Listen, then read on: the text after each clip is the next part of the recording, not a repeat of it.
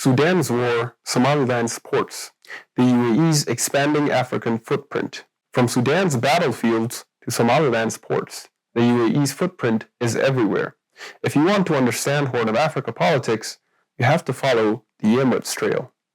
I'm Jonas Ambiko, and this is Analytica Today. Sudan's army claimed it destroyed a UAE-linked aircraft in Darfur. I'm Jonas Ambiko, and this is Analytica Today.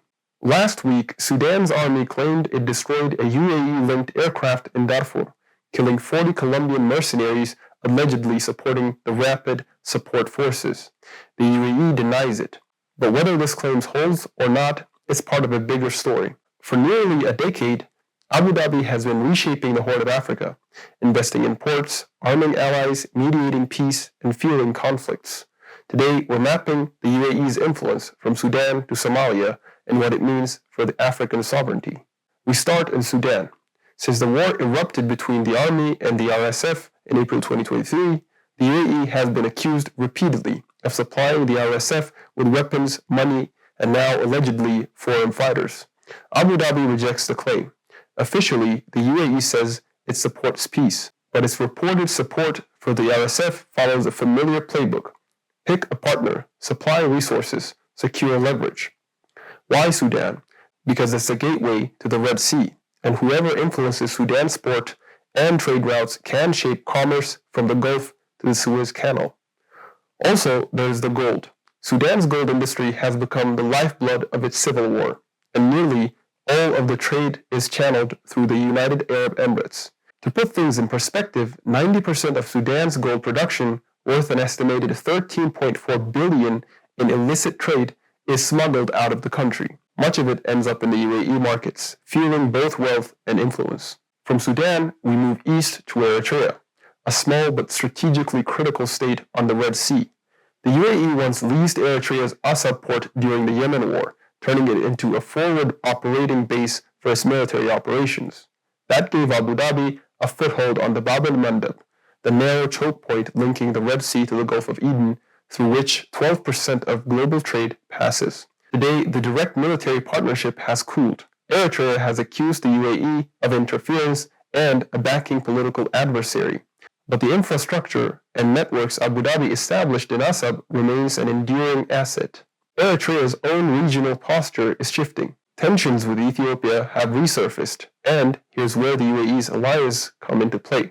Abu Dhabi is one of Ethiopia's closest partners, providing investment, political support, and backing Addis' outreach to Somaliland. Both see the breakaway state as a strategic prize, a port and a partner outside Mogadishu's control. And here's where the regional chessboard becomes visible. The UAE's close alignment with Ethiopia, especially over Somaliland, has pushed Somalia's federal government toward a loose coalition with Egypt and Eritrea. For Egypt, the calculation is strategic. Backing Eritrea and Mogadishu strengthens its position in the Nile water dispute with Ethiopia and helps contain Addis Abeba's growing influence in the Horn. For Somalia's federal government, the motive is sovereignty. It rejects Somaliland's independence bid outright.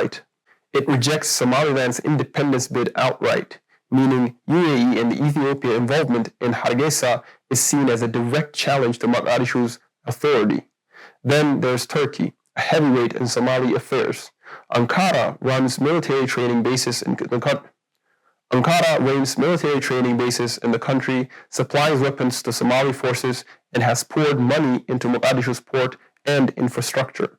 These are not quiet maneuvers. They're open rivalries shaping trade routes, military alliances, and political decisions from the Gulf of Eden to the Nile Basin. But the Horn is just one theater in a much bigger game. The same power, the UAE, Egypt, Turkey, and even Saudi Arabia, are extending the reach far beyond these waters.